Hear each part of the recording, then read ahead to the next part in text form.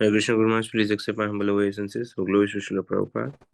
सभी भक्तों को मेरा सादर दंडवत प्रणाम है। विशेष रूप से परम पूज्य श्री भक्ति आश्रय वैष्णव स्वामी महाराज जी को सादर दंडवत प्रणाम है। महाराज दंडवत प्रणाम। तो आज बलराम जयंती के उपलक्ष्य में शुभ अवसर पे हमारा परम सौभाग्य है कि हमें महाराज जी का संग सानिध्य प्राप्त होने जा रहा है। तो सभी भक्तों से अनुरोध है, अपने नाम जप को विराम देकर आज बलराम जयंती की विशेष कथा महाराज जी के मुखारविंद से श्रवण करने तैयार हो जाइए, तैयार रहिए।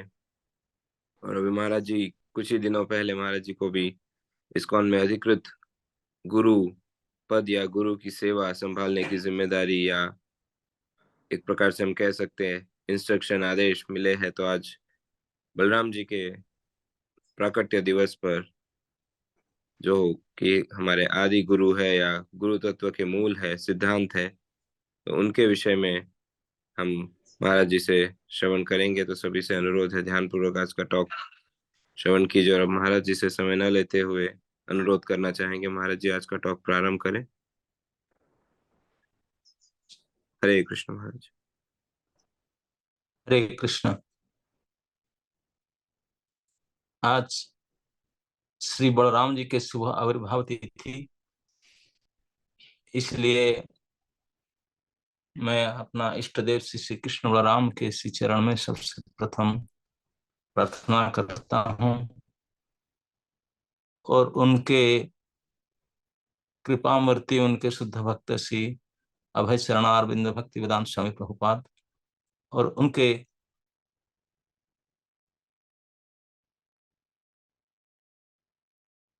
कृपामूर्ति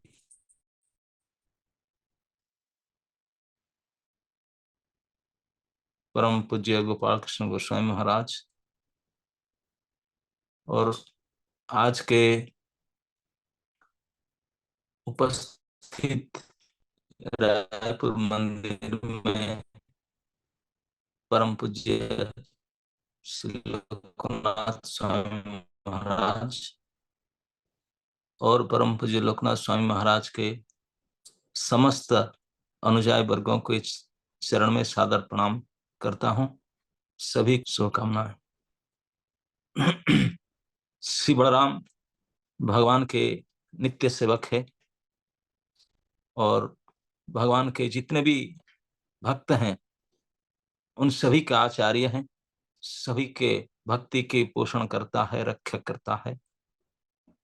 निखिल जीव के आचार्य हैं, आदि गुरु हैं।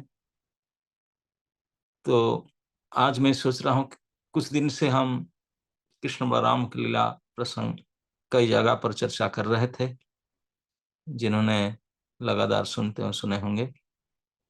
तो मैं सोच रहा था आज कुछ ऐसे बचे हुए पास टाइम बताएंगे बलराम जी के,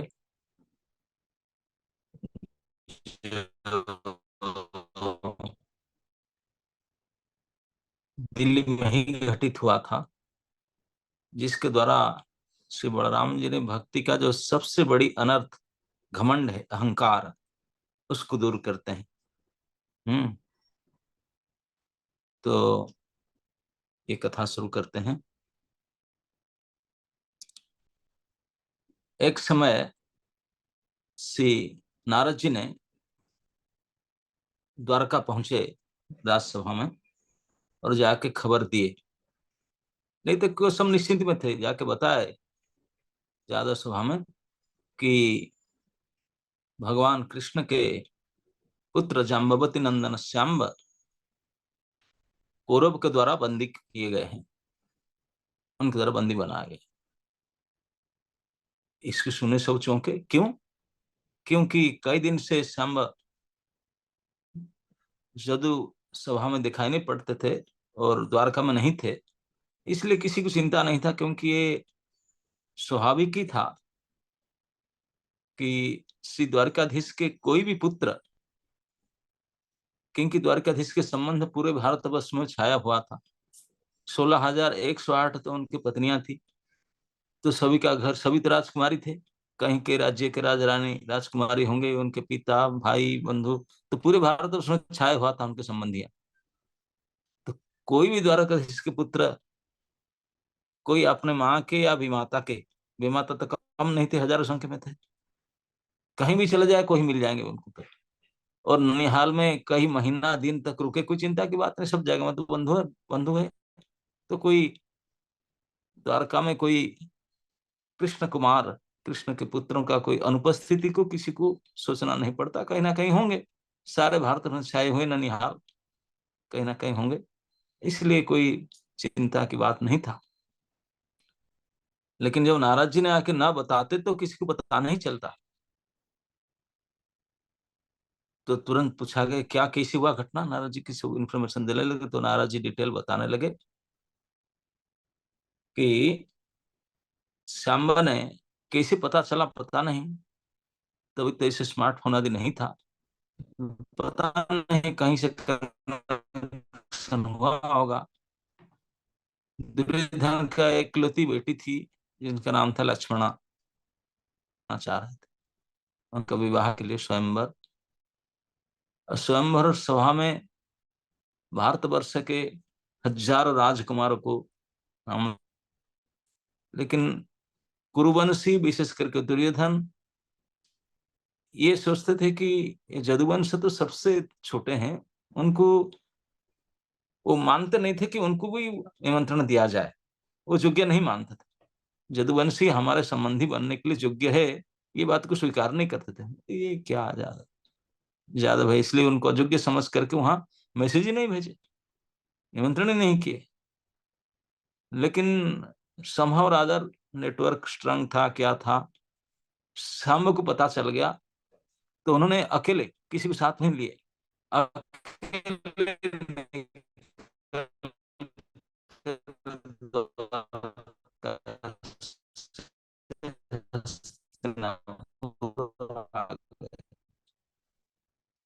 और वहां बैठे। और आप लोग सब जान के सुंदरता तो साक्षात कामदेव की मूर्ति प्रतिदिन से भी बढ़ करके है। कामदेव भी परास्त हो जाए उनकी सुंदरता के सामने।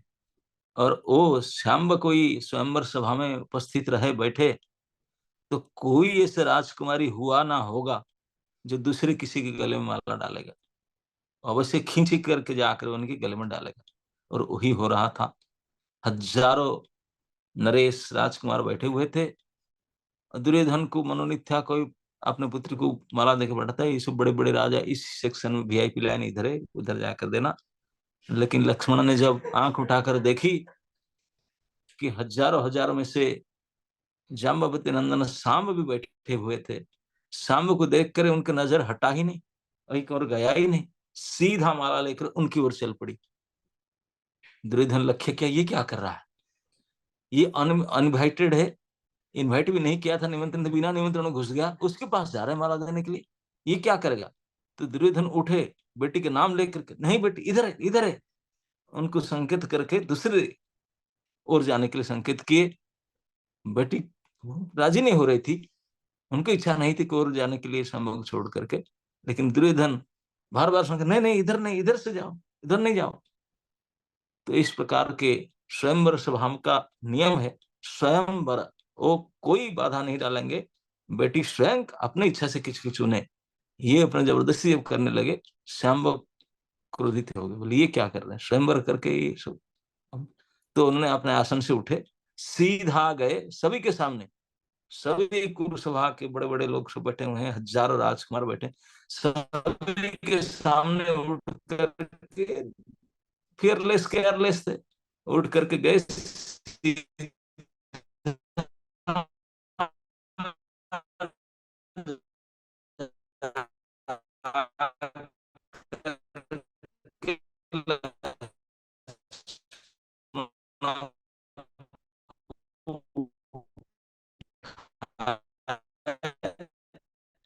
लगेज की तरह उठाकर लाके अपना गाड़ी बाहर में था। आप चक्रधारी भगवान कृष्ण के विरोध करना होगा, और भारतवर्ष में किसी का यह साहस नहीं था कि उनका विरोध करे, सब जानते थे। तो इसलिए कोई सब चुपचाप खड़े हो देख रहे थे, सबसे उत्तेजित हो गए कौरव लोग, और उनमें से विशेष करके दुर्योधन। वो चिल्लाने लगा खड़े होकर के, पकड़ लो उसको, बांध लो, ये कैसे बिना इच्छा से कन्या को अपहरण कर लिया, ऐसे किसी की राजसभा में घुस करके, उसको इन्वाइट भी नहीं किया गया था, बिना निमंत्रण में आ करके बिना इच्छा से कन्या को अपहरण किया गया, पकड़ो उसको, बांधो, ये करो वो करो। तो जब वो उठ करके चिल्लाया, आदेश दिया, कोई नहीं सुन रहे थे। तो दुर्योधन ने देखा है कि कूटनीति का वाक्य प्रयोग किया, बोला अरे कैसे आश्चर्य की बात है, कुरुसभा में बिना कन्यादान किए हुए दिए हुए कोई इंद्र आदि लोकपाल भी साहस नहीं करेगा यहाँ से कन्या को पाने का, और ये आकर के जबरदस्ती उठा लिया। जहां अर्जुन और भीष्म जैसे महारथी अतिरथी की उपस्थित थे, यहाँ कैसे कोई देवदानव भी प्रवेश नहीं कर सकते, बिना दान किए कोई अपना इच्छा से स्वीकार नहीं कर सकते, ये कैसे ले लिया। तो भीष्म और अर्जुन आदि से बैठे थे, उनको देखा, उनको उस काल में बढ़ाने के लिए ये कूटनीति किया। इस बात को सुनकर भीष्म ने थोड़ा हंसे, बोले राजकुमार जी, बात तो आप अच्छी कही, हमारी उपस्थिति में ऐसा नहीं होना चाहिए, रोक लो, युवराज को रोक लो। तो दुर्योधन उठे, तुरंत अस्त्र धारण करके रोकने के लिए, ना कोई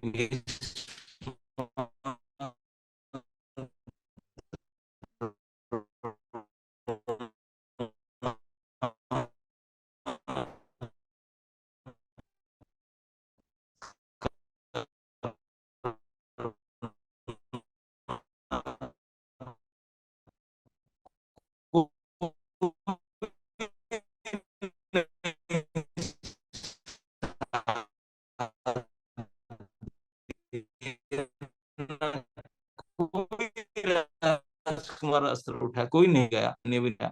केतु भूरी छह छह कुछ हम मारते बहुत, लेकिन बोले हम घोड़े को मारेंगे या ड्राइवर को मारेंगे, श्याम धनुष आते बांध दिया बस श्याम को।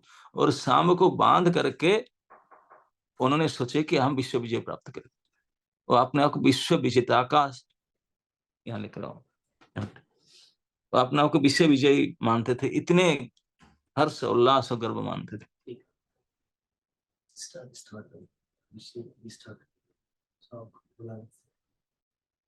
I'll come only at 7:30. Loknath महाराज का क्लास था। So, तो मैं क्या बोल रहा था मैंने, बांध, हाँ, बांध करके अपने आप को बड़े विश्व विजयी घोषित कर रहे थे, बांध करके लेकर के आए। अब ला करके, अभी इतना साहस नहीं था दुर्योधन में कि उनके साथियों में, कि उनको जेल में डाल दे, इतने साहस नहीं था। सांब पूरी तेज में थे, क्योंकि दिव्यास्त्र में बंधे हुए थे, लेकिन फिर भी अपने पुत्र और पुत्र वधु को लेकर के राजभवन में लाए। राजभवन में ला करके एक भवन में नजरबंदी में रखे, हाउस अरेस्ट समान सा रखे, क्योंकि जेल में डालने का इतने साहस नहीं था। लेकिन समस्या हो गया था, बहुत बड़ी समस्या। क्या कि अभी को तो अरेस्ट करके लाए, अब जो उनके पुत्री एकलौती बेटी लक्ष्मण और किसी को वर्ण करने के लिए राजी नहीं, और कोई राजा भी साहस नहीं करते, ना ना ना, हम लक्ष्मण को साहस नहीं करेंगे उसको पकड़ने के लिए, उनको लेने के लिए।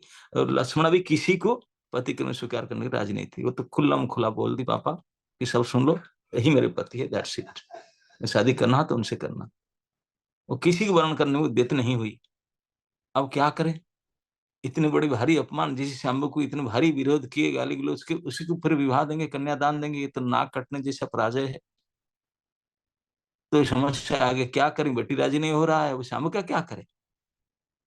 तो इसी समस्या में पड़कर उलझ करके पितामह भीष्म से जाकर सलाह लिए, दुर्योधन दुशासन जाकर बोले पितामह यही समस्या होगा, क्या करें। भीष्म दोबारा हंसे, हंसी में उनका व्यंग था, और बोले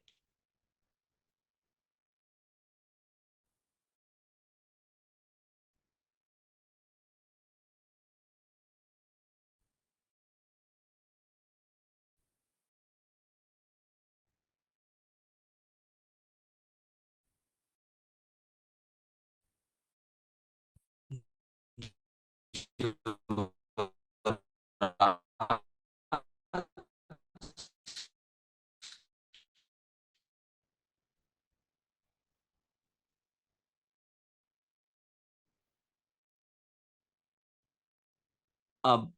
आपने साहस कर जिनके बेटा बंदी हुई करेंगे, सच बात था। हाँ, कौरव के यहाँ बंदी बना है। बंदी किस लिए बना है? तब नारद जी ने डिटेल कहे कि ऐसे ऐसे जा सामान्य अकेले चले गए थे लक्ष्मणा के यहाँ, और ऐसी घटना हुआ था उनको। वो तो निर्भय थे, लक्ष्मणा को उठा के गाड़ी में लोड करके चल पड़े थे। लेकिन इन महारथियों ने 6 महारथी एक साथ मिलकर आटा कर अरेस्ट करके उनको रखे हैं। जब वो नारद जी बोले कि इस प्रकार उनके कन्या को उठाकर ले आया, तो जादव राज उग्रसेन ने बोले तो बहुत सुंदर है, दुर्योधन का बड़ा सौभाग्य है कि इतने बलशाली कृष्ण के पुत्र को अपने जामाता के रूप में प्राप्त किया, इतने सुंदर और इतने बलवान, और सामने कृपा करके उनको श्री कृष्णचंद्र के संबंधी बना दिया। ये तो बड़ी गौरव की बात है। तो नारद जी बोले हाँ, ये तो गौरव की बात होना चाहिए, आप भी मानते हैं, लेकिन लेकिन क्या, लेकिन कौरव ने उसको अपना अपमान माना, उसको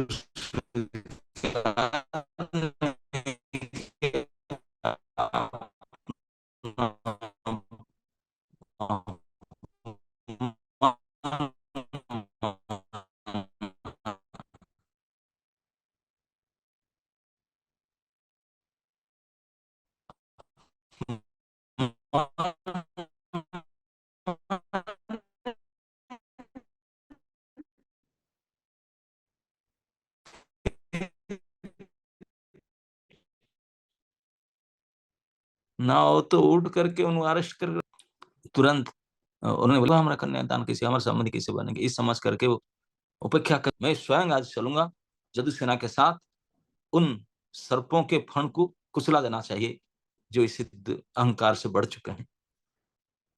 जैसे जादवराज उग्रसेन आसन पर, सिंहासन पर खड़े हो गए, दोनों साइड में कृष्ण और बलराम बैठे हुए थे हमेशा। उग्रसेन का दोनों बाजू में रहते हैं कृष्ण, बलराम और श्याम। तो श्री कृष्णचंद्र उठे, बोले राजाधिराज उग्रसेन को इतने कष्ट करने का आवश्यकता नहीं, जब मैं हूं तो आप रुकिए, मुझे आदेश कीजिए, मैं जाऊंगा जादव वीरों के साथ, और इतना आप भरोसा रखिए कि अगर कौरवों को देवता और दानव मिल करके उनको सपोर्ट करने आए तो उनको कोई बचा नहीं सकता। आज उन मत वाले मदांधों को आज मरना ही पड़ेगा, इतना सामर्थ्य तो मैं रखता हूं। तो भगवान कृष्णचंद्र उठाए और पंचजन्य शंख बजाने जा रहे थे कि सबको ललकार के चलो मार्च करने के लिए। तो इतने में बलराम दूसरी बाजू में खड़े हुए, महाराज क्षमा करें, कौरवों का गलती हो गया, कौरवों का गलती हो गया। एक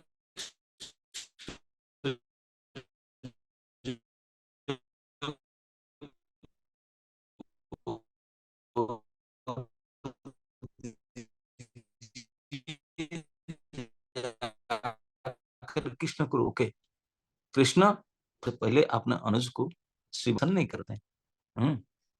ये उनके विशेष गुण है, अदोषदर्शी हैं, उनको दोष गुण किसी को दिखाई नहीं पड़ता, उन्हें दुर्गुण दोष दुर्गुण दिखाई नहीं पड़ता, केवल सुगुण देखते हैं।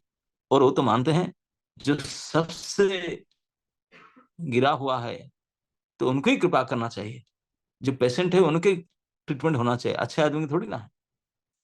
बलराम जी मानते थे कि पांडवगण धर्मात्मा है, कृष्ण की सहायता है, तो उनको मेरा कृपा का इतना कोई आवश्यकता नहीं है, they are already protected, they are in good sense. But Duryodhan महाघमंडी है, अभिमानी है, अधर्मी है, अत्याचारी पापी है, तो इस प्रकार सीरियसली डिजीज्ड है, भारी बीमारी है, तो उनको ही ट्रीटमेंट की आवश्यकता है, तो मैं मेरा कृपा उनको आवश्यकता है, ये कृपा के पात्र है, ऐसा मानते थे उन्होंने। उनके दोष दुर्गुण को ना देख करके, उनके दयनीय अवस्था को देख करके उनका रूप विवाह करना चाहते थे। ये बलराम के स्वभाव है, अदोषदर्शी। तो उन्होंने कहे कि महाराज एक चांस मुझे दिया जाए, क्योंकि दुर्योधन अभी हमारा संबंधी बन चुका है, नारद जी कहने से मैं जो सुनता हूँ। तो मैं जाकर उनको समझाऊंगा और वो समझ जाएंगे, वो मेरा शिष्य है और समझ जाएंगे, लड़ाई झगड़ा रुक जाएगा, तो अच्छा से काम हो जाएगा, इतना युद्ध की आवश्यकता नहीं, करो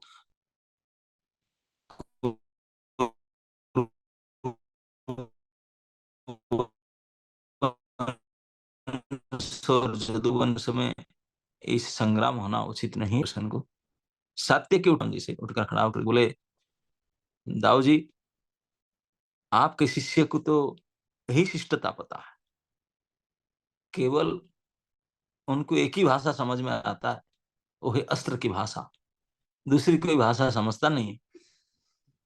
हम्म। और आप उनको सिर में चढ़ाकर बैठते हैं, इस बार आप रुक जाइए, हम जा करके उनको उनकी भाषा, जो भाषा समझते हैं, अच्छा से समझा देंगे, वो समझ जाएगा। बलराम जी बोले, नहीं सात्विक, ऐसा नहीं, मत करो, मैं जाकर। तो जब बलराम जी ने प्रार्थना की कृष्ण को रोक दिए, तो उग्रसेन बोले, तो बलराम, तो कृष्ण उठकर बोले कि भाई साहब, एक बात मेरा ध्यान रखे ना, क्या ना महाराज उग्रसेन किसी को अनुनय विनय करेंगे कि प्लीज छोड़ दीजिए, माने बोले ये नहीं करना चाहिए, ये हमारे, ये नहीं हो सकता, ये हमारे लिए सहनीय नहीं। महाराज आदिराज उग्रसेन वो तो आदेश दे सकते हैं, तो आप अगर उनके आदेश के अनुसार जाकर करें, ये अनुनय विनय नहीं करेंगे, प्रार्थना नहीं करेंगे, आदेश देंगे, और जो आदेश को मानेगा वो कृतार्थ होना चाहिए। तो बलराम जी बोले, यस, आई एग्री, मैं मानता हूँ। इस राजाधिराज उग्र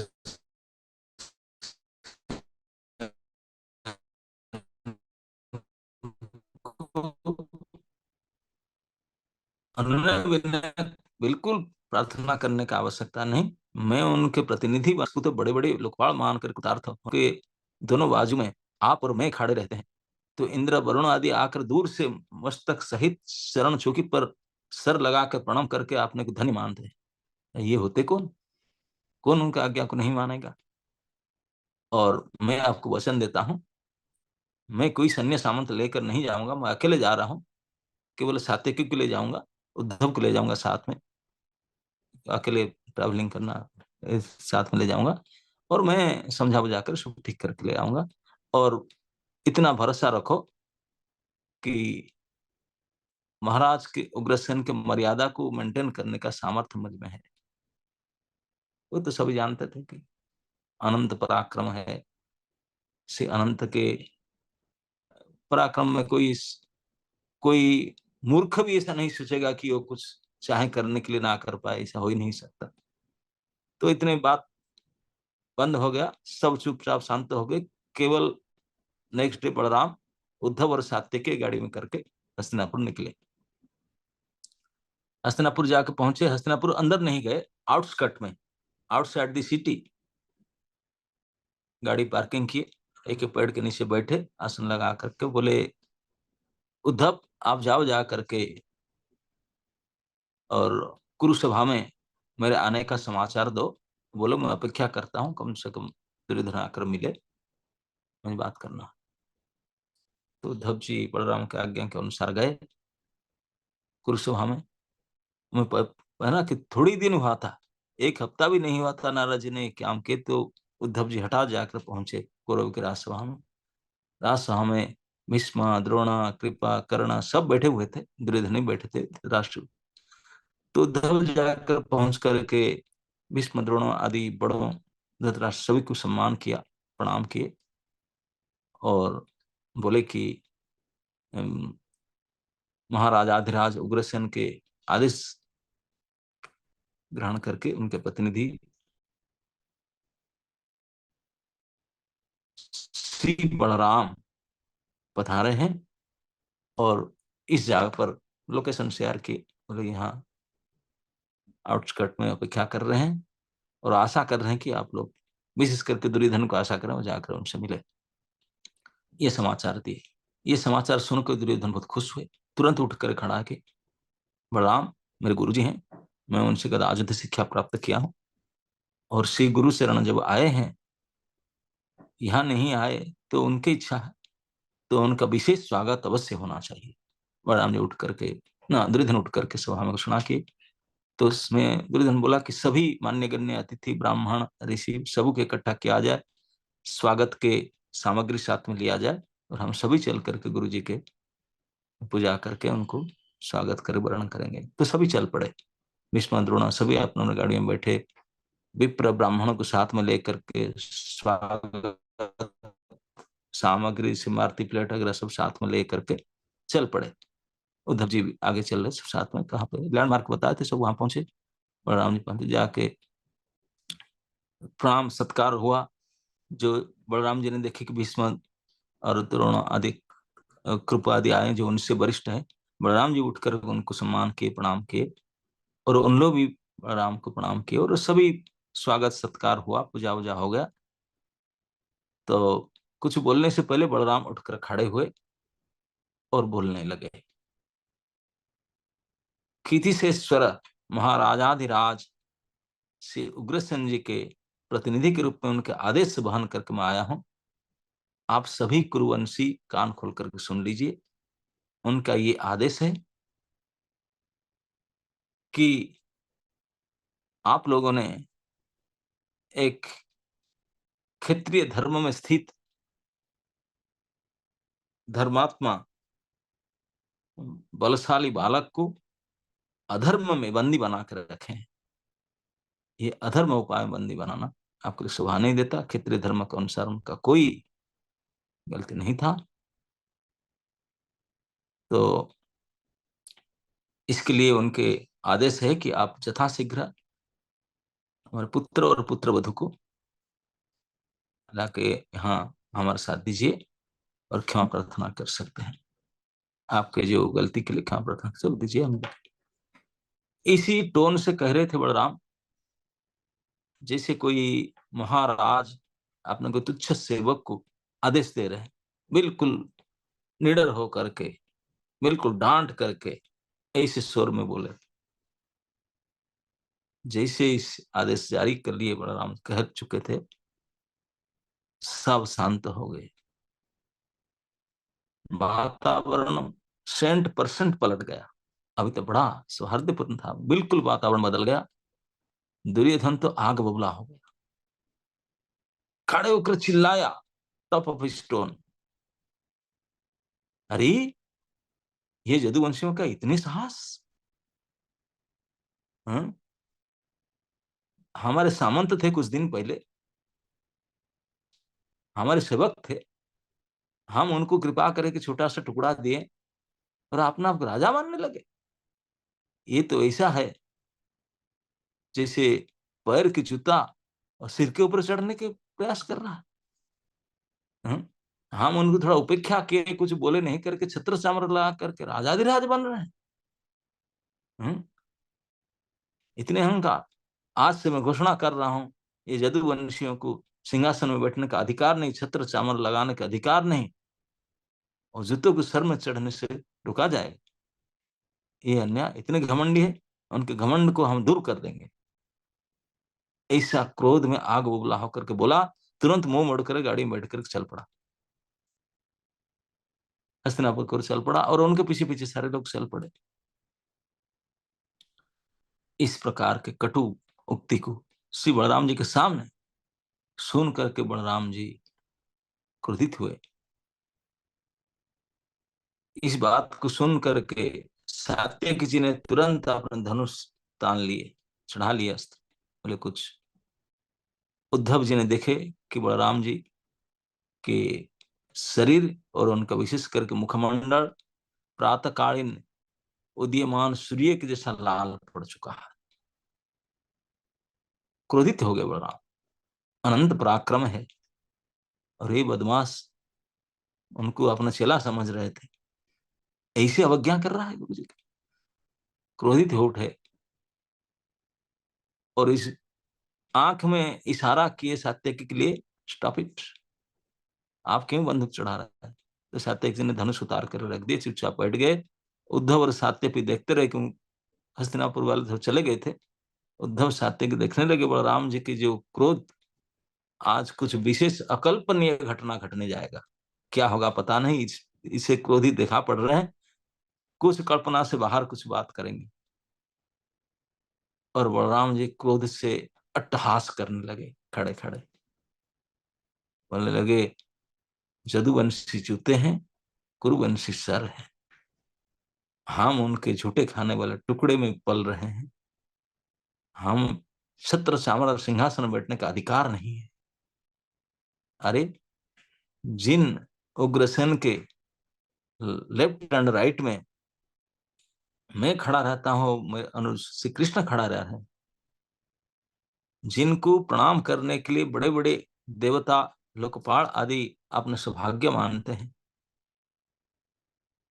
इनको ये कुरुवंशी इस प्रकार बात कहें? उनके पता नहीं कि जिन उग्रसेन के राइट साइड में वो खड़े रहते हैं, जिनका सेवक मैं हूं, जिनका सेवक समग्र सुरों हैं, जिनके आज्ञा के अनुसार ब्रह्मा भगवान शिव भी उनके बस में रह के काम करते हैं, वो साक्षात कृष्णचंद्र जिनके अनुगत रहते हैं, उनको ये कुरुवंश होते क्या उनके बाद इसे कहने के लिए? बहुत देर हो गया, धरती देवी ने ऐसे पापियों के भार को बहुत देर से उठा रही है, और ज्यादा भार भूभार हरण करने के लिए हमारा अवतार हुआ है। अब उनको ज्यादा समय नहीं देना चाहिए, अभी उनका धरती से कुरु वंश को मिटा देना चाहिए, ये पापी वंश को रहना नहीं चाहिए। इस प्रकार उद्धत अहंकार, इस प्रकार के घमंड, उसको सहन नहीं किया जाएगा। मैं आज ही उनका उपचार करूंगा, इसी गुस्से में कह करके राइट साइड ऊपर उठाए, राइट हैंड दक्षिण हाथ ऊपर उठाए तो उनके दिव्य अस्त्र हल आकर के उनके पास पहुंचे, और देखे कि बलराम जी क्रोध से जाजुल्यमान थे, ये हल भी करोड़ सूर्य के जैसा चमक रहा था, जल रहा था। बलराम जी ने अट्टहास करते हुए और हल को ऐसे उठा करके बोले, आज पूरे कुरुवंशी हस्तिनापुर को ही नाश कर डालूंगा। और हल को उठाए, ऐसे फेंके, हल को बढ़ाए तो हल का एक नोक जा करके हस्तिनापुर के दूसरी सिरहाने पर उनका धरती को टच किया, नोक टच किया धरती को हल में। और अभी दुर्योधन अपने भवन में पहुंचा ही नहीं था उस समय होकर के, सब भीष्म सब उनके पीछे पीछे गए थे। अपनी गाड़ी से उतर के घर में जाने से पहले लगा कि धरती हिल रहा है, भवन हिल रहा है, ऊपर में सब टूट रहा है। तो चिल्लाए, क्या हो रहा है पितामह, क्या हो रहा है? जैसे भूकंप हो रहा है, सब टूट चढ़ जाएगा लगता है, क्या करें पितामह आपकी उपस्थिति में? तो भीष्म ने बोले, दुर्योधन समय ज्यादा नहीं है, दो ही उपाय है सामने, केवल दो ही रास्ता है, तीसरा कुछ है ही नहीं। नल बताइए पितामह जल्दी। ना एक तो ये है, ये जो हो रहा है उसको देखकर चुप बैठो, और ज्यादा समय नहीं लगेगा, 3-4 क्षण के अंदर सपरिवार हस्तिनापुर के समेत गंगा में डूब करके मरो, मैं भी मरूंगा, कर्ण आदि सब मरेंगे, होलसेल में सब मरेंगे, ये एक रास्ता है, ज्यादा टाइम नहीं लगेगा, मरोगे। महामृत्यु अभी जा रहा है, गंगा सब जा रहे हैं, बह जाएंगे सब। ना नहीं, मरना नहीं चाहता हूं, कुछ उपाय बताओ। ना तात, दूसरा एक ही उपाय और है, तीसरा कुछ नहीं। क्या उपाय है? ना यथा शीघ्र, शीघ्राति शीघ्र, लेट मत करो, शाम्ब को जाकर मुक्त करो, उनके चरण में गिरो, बेटी लक्ष्मणा को शाम्ब को अति द्रुतगामी गाड़ी में, मर्सिडीज कार में बैठा दो, हाई स्पीड में चलो, साथ में भी तुम जाओ, भेंट फेंट लेने का अभी टाइम नहीं है, उन दोनों को साथ में लेकर के और स्वयं जा करके यहीं से प्रार्थना करके, प्राही मांग ताही मांग, क्षमा क्षमा कह करके जाओ, और इन दोनों को जाकर उनके चरण में गिरा करके स्वयं दंडवत प्रणाम करके साष्टांग क्षमा प्रार्थना करो, तब जाकर कहीं बचने का चांस है, नहीं तो समूल नाश, अभी विनाश होने वाला है, शुरू हो गया। आप ऊपर उठाकर मुंह थोड़ा देख लो, ये बलराम जी के हल है। ये जो चमक रहा ना, सारे हस्तिनापुर वाले ऊपर देखते थे आकाश में एक महाजाजुल्यमान जैसे रेखा जाकर हस्तिनापुर के सीमा को टच किया है। बोले और कुछ नहीं, बड़े बड़े सब दुशासन कर्ण सब धनुष चढ़ा लिए थे, हम करेंगे। भीष्म हंस लेकर बोले अरे पागल मूर्ख कहीं के, तुम्हारा तो कुछ नहीं, ना पितामह आप है ना मैं, एक गुरु द्रोण, कृप और हमारे पूरे सैनिक जितने हैं सब मिलकर के, इतने भी नहीं, अगर साक्षात ब्रह्मा ब्रह्मास्त्र लेकर आए, साक्षात शिव पाशुपत अस्त्र लेकर आए, और जितने भी बड़े बड़े लोकपाल अपने अपने दिव्यास्त्र लेकर का है, सब मिलकर भी किसी का ये सामर्थ्य नहीं है ये श्री बलराम के दिव्य हल का रोक ले। उनको रोकने का सामर्थ्य किसी में नहीं, हमला नहीं किसी, सब मिलकर के एक साथ, किसी का भी नहीं। ये अमोघ अस्त्र है। और उन्होंने क्रोध से, अब हस्तिनापुर तो गया। उसको देख लो, दुर्योधन महाघमंडी अहंकारी तो था लेकिन मूर्ख नहीं था। वो समझ चुका था कि पितामह भीष्म की बात में सत्यता टपक रहा है, अभी मैं लेट करूंगा तो गया, ऑलरेडी तोड़ चुका है टेरिस 2-4 जगह में। जैसे हिल रहा है, मर मार जाएंगे, सब खत्म हो जाएगा, भूतल में चला जाएंगे।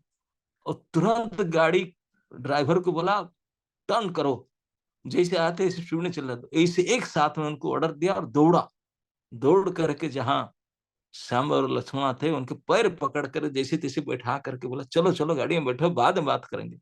बैठा करके उनके पीछे सीट में बैठ कर डिक्की में लोड हो गया, बोला चलो, हाई स्पीड में चलने लगे। और तभी तक हस्तिनापुर के जितने श्रेष्ठ श्रेष्ठ व्यक्ति थे, बड़े ब्राह्मण श्रेष्ठ ऋषि मुनि, सब हाहाकार मचा करके अपने अपने गाड़ी लेकर के बलराम को दौड़ पड़े थे। भीष्म आदि भी आचार्यगण दुर्योधन का पीछे पीछे गाड़ी में स्पीड में चल पड़े थे।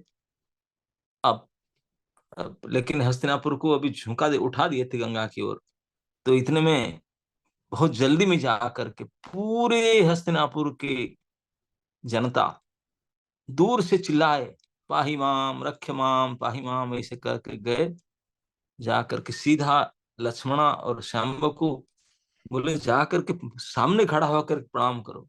और दोनों पुत्र वधु और पुत्र ने बलराम के चरण में जाकर गिरे।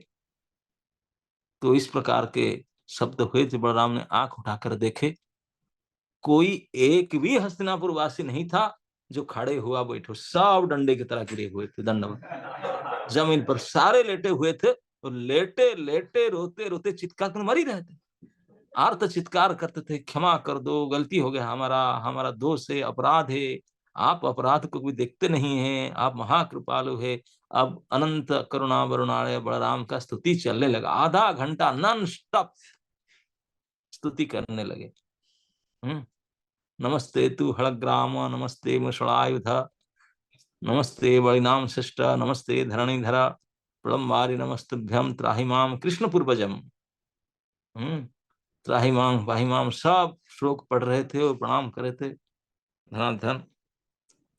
अब बलराम जी ने देखे कि कम से कम लक्ष्मणा और श्याम उनके पुत्र, वो बलराम जी के चरण पढ़ करके ताऊ जी, दाऊ जी, जेठ, क्योंकि श्याम उनके बड़ा पापा है कृष्ण के, कृष्ण उनके पिता है, और बलराम का बहुत प्रेम रहता था कृष्ण के पुत्र में। वो हाथ जोड़ के खड़े और बाकी सब दूर दूर में पड़े हुए। तो बलराम जी के क्रोध शांत हुआ और उन्हें हाथ रोक दिए, जितने में हस्तिनापुर को उठाए थे, वो खींचे थे, वहीं स्टॉप दिए, रोके, रोक कर हड़ को उठा लिए। और जब डोल डोल जो धरती हिल रहा था, जब स्थिर हो गया, तब जाकर उठे। हस्तिनापुर वासी जितने गिरे थे, नीचे गिरगिरा रहे थे, स्तोत्र पाठ कर रहे थे, जब धरती हिलना बंद हो गया, अब बोले कि स्थिर हो गया, तब सब उठाकर देखे, हाँ अब तो ठीक हो गया, अभी शांत है। उठ करके हाथ जोड़ करके जो नीचे मुंह करके रो रो कर बोल रहे थे, प्रार्थना करने लगे। और दुर्योधन उठ करके पास में चला गया, क्षमा करे इस अधम को, अपराधी को, घमंडी को क्षमा करे। अब मुझे एक अवसर दिया जाए,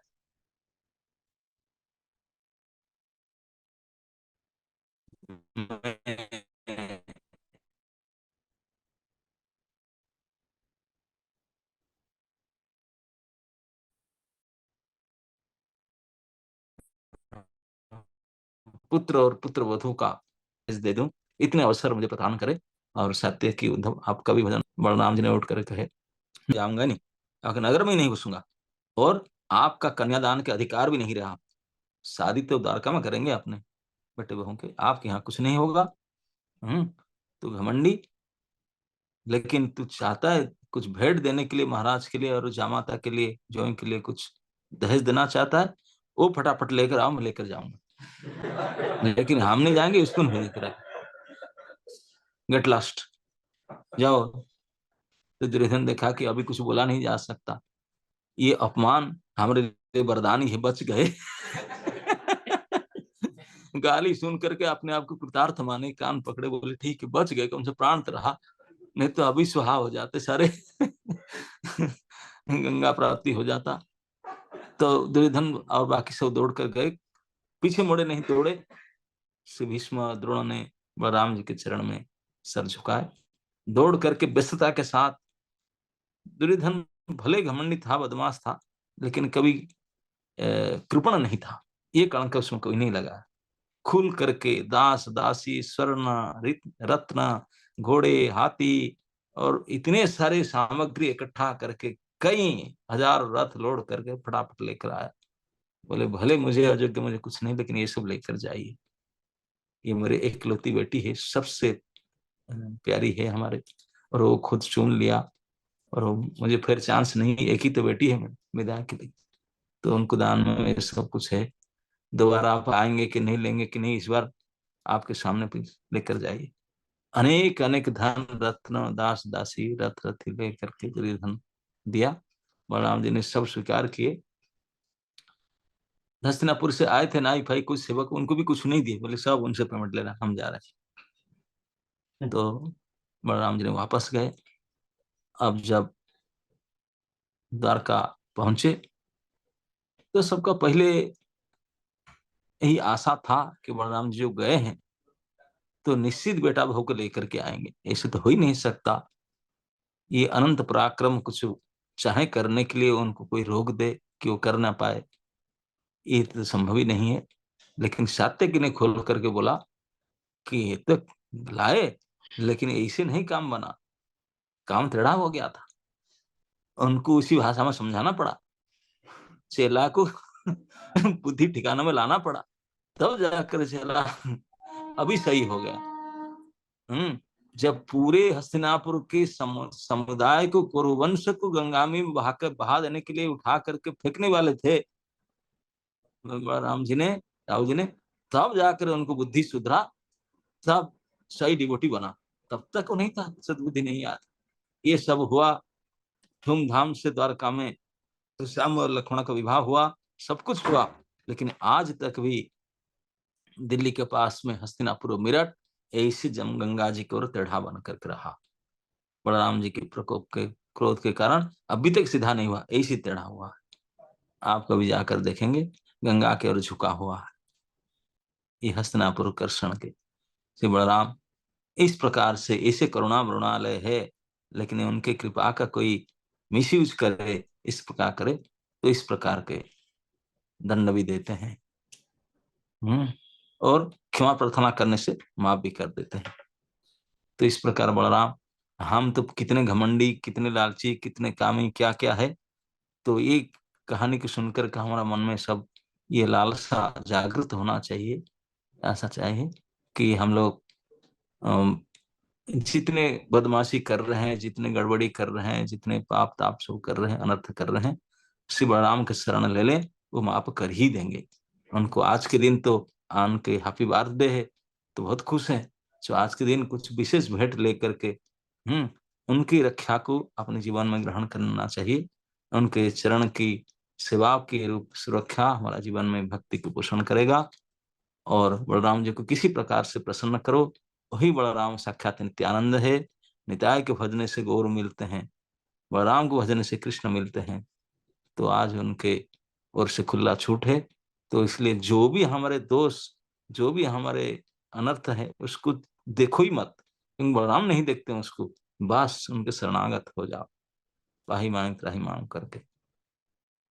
भगवान श्री बलराम जी की, समवेत भक्त वृंद की। मुझे बार बार मैसेज आ रहा है, मुझे जल्दी जाना होगा, प्राण प्रतिष्ठा अभिषेक शुरू हो रहा है।